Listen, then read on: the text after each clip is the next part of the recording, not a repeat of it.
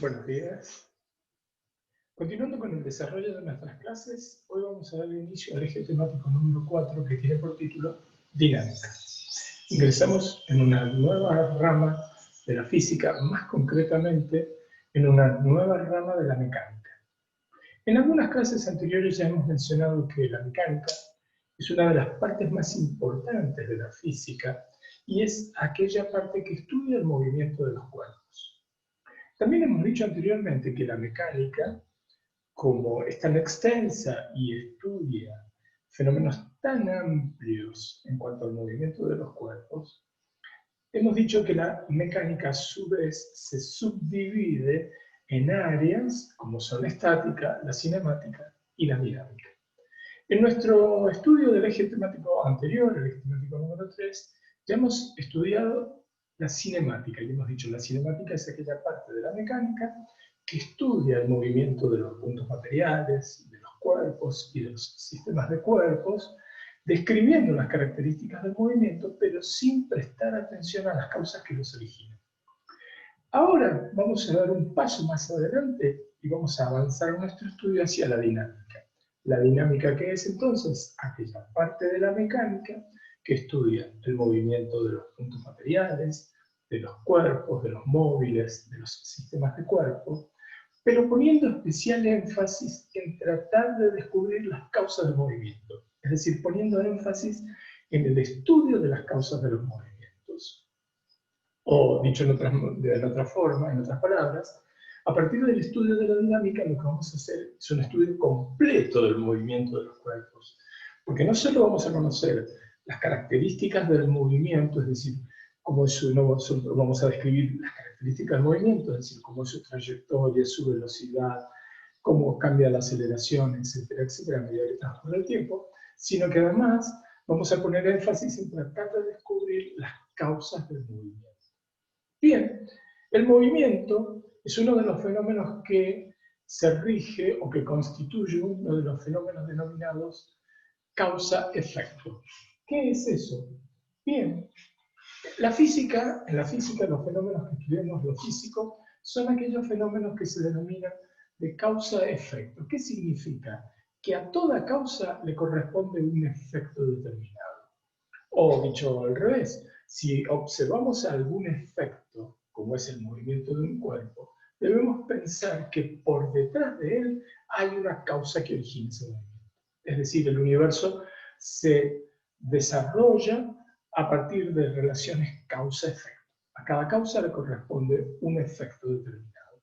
Bien, ¿cuál es el efecto que nosotros venimos estudiando en nuestra asignatura? El movimiento. El movimiento es el movimiento de un cuerpo, de un punto material, de una partícula, de un sistema de cuerpo. El movimiento es el efecto que nosotros observamos. Pero ¿qué debemos pensar? Que si ese es el efecto, por detrás, ¿quién hay? Hay una causa que origina ese movimiento. ¿La causa quién es? La causa de los movimientos es la presencia de las fuerzas. Más precisamente debemos remontarnos hacia el año 1687, cuando Newton presentó su obra Principios de matemáticos de filosofía natural, o comúnmente llamado Principia, donde postuló por primera vez las relaciones que hay entre la causa y el efecto, es decir, entre la fuerza y el movimiento. Él postuló esta relación entre las causas, las fuerzas y el efecto, el movimiento, a través de tres leyes que hoy llevan el nombre de leyes del movimiento de Newton y que veremos en la próxima clase. Bien, entonces, ¿qué debemos pensar? ¿Qué idea nos debe quedar fija en la cabeza? Que si observamos un cuerpo en movimiento, debemos pensar que hay alguna causa que lo origina. Todos los fenómenos que analizamos en la física son relaciones causa-efecto. Y la causa de ellos es una fuerza. Entonces vamos a tratar de describir qué es una fuerza y cómo se pueden clasificar las fuerzas. Bien, desde el punto de vista intuitivo, ¿con qué asociamos nosotros una fuerza? Y la asociamos con empujar algo o tirar de algo. Por ejemplo, o patear una pelota. Con eso asociamos el concepto de fuerza. Bueno, desde el punto de vista de la física, una fuerza es una magnitud vectorial que mide la interacción que hay entre dos o más cuerpos. Eso es una fuerza, una magnitud vectorial que mide la interacción que se ejercen dos o más cuerpos entre sí. También podríamos decir que una fuerza es una magnitud vectorial capaz de modificar el estado cinemático de un cuerpo, es decir, el estado de reposo del movimiento o incluso deformarlo. Pero en cualquiera de las dos definiciones comenzamos diciendo que la fuerza es una magnitud vectorial. ¿Qué es una magnitud vectorial? Ya hemos dicho al inicio del estudio de nuestra materia que las magnitudes vectoriales son aquellas magnitudes más complejas que no quedan definidas con un número y una unidad, sino que se precisa conocer otras cantidades. Concretamente, una magnitud queda completamente definida cuando conocemos su módulo, magnitud o intensidad, su dirección o recta de acción, su sentido y su punto de aplicación. Es decir, para que una magnitud vectorial esté completamente definida, se precisan conocer estos cuatro elementos. Ahora bien, en forma gráfica, las magnitudes vectoriales se pueden representar a través de un vector. Un vector que es, y es un elemento gráfico que nos permite representar gráficamente, valga la redundancia, a las magnitudes vectoriales. Por ejemplo, velocidades, aceleraciones, fuerzas, etc. En efecto, acá hemos dibujado un vector, este de color rojo, y donde la longitud del vector en una cierta escala mide o nos da una idea del módulo, magnitud o intensidad del vector. La línea de color negro que contiene al vector, a través de la cual el vector puede desplazarse, esta línea determina la dirección o recta de acción del vector. La punta de flecha dibujada en su extremo determina el sentido del vector, el sentido. Y por último, el origen del vector determina su punto de aplicación. Entonces, como vemos, un vector es un elemento gráfico muy práctico que nos permite representar los cuatro elementos que caracterizan a una magnitud vectorial. Entonces, a las fuerzas, ¿cómo las vamos a representar en nuestros esquemas? Y a las fuerzas las vamos a representar a través de vectores. ¿Por qué? Porque las fuerzas son magnitudes vectoriales. Y las magnitudes vectoriales, la forma más fácil de representarlas gráficamente es a través de vectores. Bien, entonces podemos concluir como una definición más aceptable, que una fuerza es un ente capaz de modificar el estado cinemático de un cuerpo, que puede ser estado de reposo o movimiento, además de generar deformaciones en el mismo. Por ejemplo, imaginemos un cajón de madera apoyado sobre una superficie horizontal como puede ser el peso. Imaginemos que este cajón se encuentra en reposo. La aplicación de una fuerza F representada a través de este vector, ¿qué efecto va a producir sobre este cajón? Va a modificar su estado cinemático, porque el cajón que estaba en reposo, por la aplicación de esta fuerza, se va a poner en movimiento y se va a desplazar hacia la derecha. ¿Qué produjo esta fuerza? Un cambio en el estado cinemático de este cuerpo. Otra alternativa, un carrito. Un carrito sobre ruedas que se mueve con una velocidad v hacia la izquierda, portando algún material en su interior. ¿Cuál es el estado cinemático de este carrito en este instante? Evidentemente está en movimiento, animado de una velocidad v hacia la izquierda. Imaginemos que acá frente a él se encuentra un muro de hormigón muy fuerte y que este cuerpo colisiona o impacta contra este muro de hormigón. ¿Qué va a suceder en el momento en que el carrito choque contra el muro de hormigón? Va a recibir una fuerza en sentido contrario, aplicada por este muro sobre el carrito, que va a producir la abrupta detención del mismo.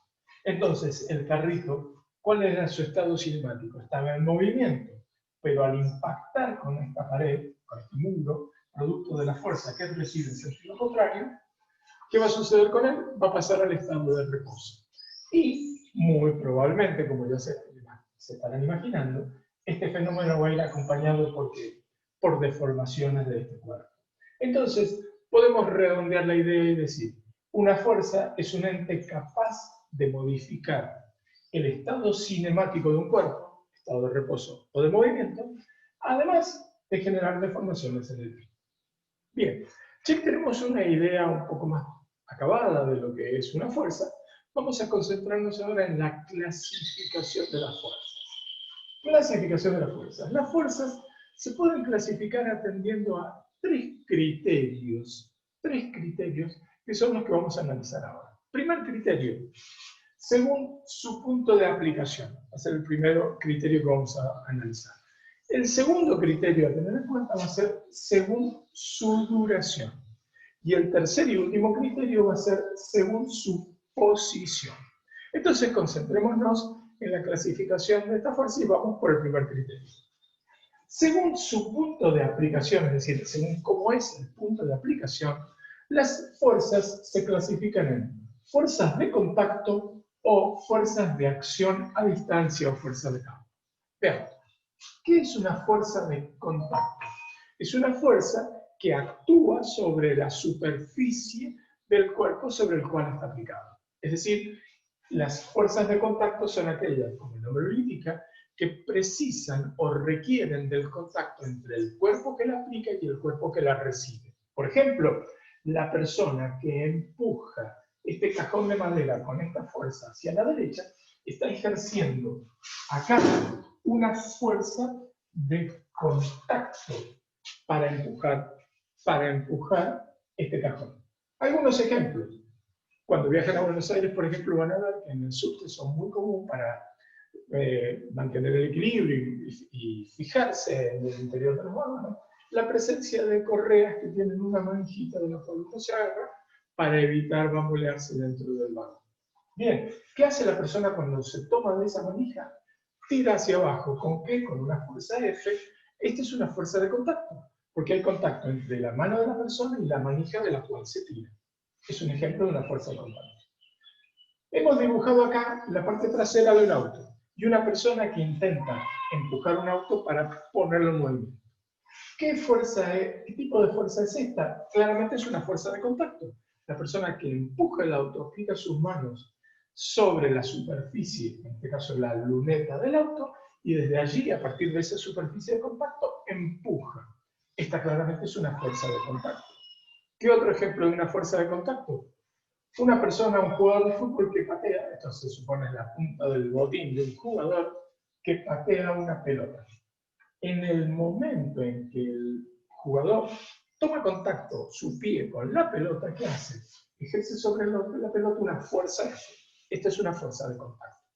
Bien, las fuerzas de contacto abundan en nuestra vida, están presentes en todo momento. Cada vez que veamos, por ejemplo, un cuerpo apoyado sobre una superficie, hay una fuerza de contacto que es la reacción normal de la superficie sobre el cuerpo, por ejemplo. Bien, el otro tipo de fuerza con el que nos podemos encontrar es una fuerza de acción a distancia o fuerza de campo. ¿Por qué se llaman fuerzas de acción a distancia? Porque son fuerzas que actúan a lo largo de una cierta distancia, pero sin que haya ningún contacto o nexo entre medio. Es decir, el cuerpo que ejerce la fuerza y el cuerpo que recibe la fuerza no están en contacto físico, no hay ningún vínculo entre ellos. Un ejemplo típico de las fuerzas de acción a distancia o fuerzas de campo son las fuerzas gravitatorias que se ejercen en los planetas. Por ejemplo, o los planetas integrantes del sistema solar, entre el Sol y los planetas, o los planetas con sus respectivos satélites. Por ejemplo, la Tierra, nuestro planeta, simbolizado acá, y la Luna, que como ustedes saben, la Luna gira alrededor de la Tierra, tomándole ello 28 días y fracción en describir una órbita completa alrededor de la Tierra. Bien, la Tierra ejerce sobre la Luna esta fuerza F sub L, que es simbolizado acá. F sub L es la fuerza que la Tierra ejerce sobre la Luna. ¿Hay algún nexo entre estos dos objetos? Nada. ¿Cómo se ejerce esta fuerza? A lo largo de una distancia, la Tierra ejerce esta fuerza sin que haya contacto físico entre el cuerpo que ejerce la fuerza y quien la recibe. De manera análoga, luego veremos cuando analicemos la tercera ley de Newton, que la Luna ejerce una fuerza igual, de igual magnitud y de sentido contrario sobre la Tierra, que es esta F sub T que he dibujado acá. La fuerza que la Tierra ejerce sobre la Luna, esta F sub L, es la responsable de que la Luna gira alrededor de la Tierra en una órbita determinada y no puede escaparse y viajar libremente por el espacio. Por el contrario, la fuerza que la Luna ejerce sobre la Tierra, F sub t, es responsable, entre otras cosas, de las mareas, del ascenso y descenso de las mareas en los mares del mundo. Estas dos fuerzas, ¿cómo son? La fuerza que la Tierra ejerce sobre la Luna y la fuerza que la Luna ejerce sobre la Tierra son iguales y opuestas.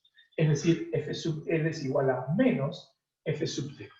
Matemáticamente lo expresamos de esta manera. Esto pone de manifiesto que estas dos fuerzas tienen el mismo módulo, la misma dirección, pero sentidos opuestos. Bien, acá tenemos un ejemplo de una fuerza de acción a distancia o fuerza legal. Vamos al segundo criterio. Según su duración, las fuerzas se clasifican en dos tipos: fuerzas impulsivas y fuerzas de larga duración. Las fuerzas impulsivas son aquellas que actúan durante un intervalo de tiempo muy pequeño, pero muy pequeño en comparación con la duración del evento que estamos analizando. Ejemplo típico de ello es el golpe de un bate a una pelota de béisbol. En el instante en que el bate golpea la pelota de béisbol, ejerce sobre ella una fuerza F que actúa durante una fracción de tiempo muy pequeño, en el orden de una décima de segundo. Más o menos lo que dura un pestañeo, una décima de segundo. En ese orden de duración, o quizás menos, el bate ejerce sobre la bola una fuerza cuya duración es muy pequeña comparada con el evento en estudio. ¿El evento cuál sería? El lanzador que arroja la bola en dirección al bateador, el bateador que con sus dos manos toma el bate, le pega a la bola, y la bola que sale impulsada en sentido contrario. Ese es el fenómeno en estudio, el golpe del bateador. Durante ese fenómeno en estudio, la duración el tiempo de duración de la fuerza aplicada es muy pequeño comparada con la duración de todo el fenómeno. Entonces esto constituye una fuerza impulsiva. Por el contrario, tenemos fuerzas de larga duración. Son aquellas que, contrariamente a las anteriores, actúan a lo largo de un intervalo de tiempo importante y generalmente mientras dure todo el evento que queremos analizar. Un ejemplo típico de ello, una lámpara de techo que cuelga de un techo. Acá hemos dibujado el techo del cual cuelga el cable de una lámpara. El peso propio de la lámpara determina la aparición de esta fuerza F, que es producto de la atracción gravitatoria que la Tierra ejerce sobre la lámpara, y esta fuerza está actuando sobre la lámpara y a través del cable sobre el techo del cual cuelga, y esta es una fuerza de larga duración, porque va a estar presente mientras la lámpara esté colgada del techo. El tiempo que permanezca allí, esta fuerza va a actuar. Esta es una fuerza de larga duración. Bien, por último, para terminar la clasificación de la fuerza, vamos a ir al tercer y último criterio para clasificarla, que es según su posición. Según su posición, las fuerzas pueden clasificarse en dos grandes grupos: fuerzas externas y fuerzas internas. Las fuerzas externas, las fuerzas externas, como su nombre lo indica, son aquellas que se aplican sobre la superficie exterior del cuerpo. Son aquellas que se aplican sobre la superficie exterior del cuerpo. Por ejemplo, esta caja acá, y una persona empuja la caja hacia la izquierda, esta fuerza, ¿dónde está aplicada? Sobre la superficie exterior del cuerpo. Entonces, ¿esta fuerza qué es? Es una fuerza externa, que actúa sobre la superficie exterior del cuerpo, la que delimita su superficie. Bien. En contraposición a ella, hay fuerzas internas. Y para comprender el origen y la existencia de esta fuerza, vamos a imaginar la siguiente situación.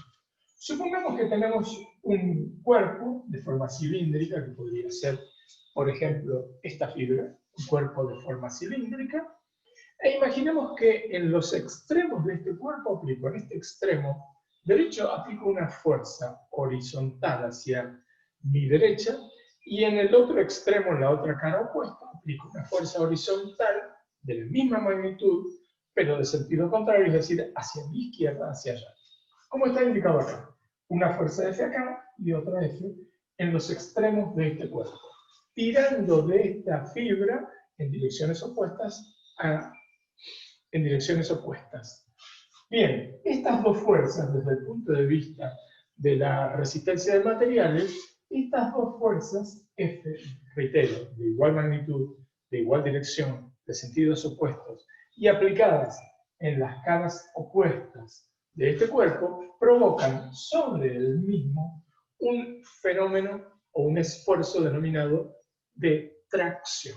Es decir, estas dos fuerzas traccionan del cuerpo y por efecto de esas dos fuerzas tiende a deformarse, tiende a alargarse. Bien, pero como se imaginarán, si yo tiro de esta fibra a través de un esfuerzo de tracción, tiro de ambos extremos, la fibra permanece intacta, permanece sin colapsar, sin romperse. Entonces, si estas dos fuerzas, evidentemente, ¿qué tienden a hacer? Tienden a hacer que la fibra se colapse, se parta en dos. Si eso no sucede, ¿a qué se debe? Se debe a que en el interior de este cuerpo aparecen fuerzas en el interior del mismo que se oponen al efecto de las fuerzas externas y que tienden a mantener unidas a todas las partes de ese cuerpo. Estas fuerzas se denominan fuerzas interiores o más comúnmente se las denomina tensiones internas. Imaginemos que si a este cuerpo imaginariamente yo lo partiera por la mitad y separo las dos partes, acá vemos las dos fuerzas a la derecha y a la izquierda, las dos fuerzas responsables de este esfuerzo de tracción sobre este cuerpo. Si el cuerpo se mantiene unido, ¿a qué se debe? A que en estas caras opuestas, ¿qué van a aparecer? Unas fuerzas interiores, que las he simbolizado como T. Estas fuerzas interiores son las responsables de que el cuerpo se mantenga unido, es decir, que todas las partes del cuerpo permanezcan unidas y no colapsen. Esas fuerzas son ejemplos de fuerzas internas, aunque comúnmente se las denomina tensiones internas. Y aparecen como respuesta a las fuerzas aplicadas externamente, a estas fuerzas externas que producen el esfuerzo de tracción. Lógicamente, si estas dos fuerzas que originan el esfuerzo de tracción desaparecen, de inmediato van a desaparecer estas tensiones internas porque estas aparecen como respuesta a las fuerzas externas aplicadas. Bien, de esta manera hemos visto una breve introducción del concepto de fuerza y de los criterios utilizados en la física para la clasificación de las fuerzas. Ahora sí, estamos listos para nuestra próxima clase, meternos ya de lleno en el estudio de las relaciones causa-efecto que gobiernan el movimiento de los cuerpos. Esas tres relaciones, como lo dije al principio, están dadas por las leyes de Newton del movimiento, primera, segunda y tercera ley de Newton del movimiento que veremos en nuestra próxima clase. Muy bien, hasta luego.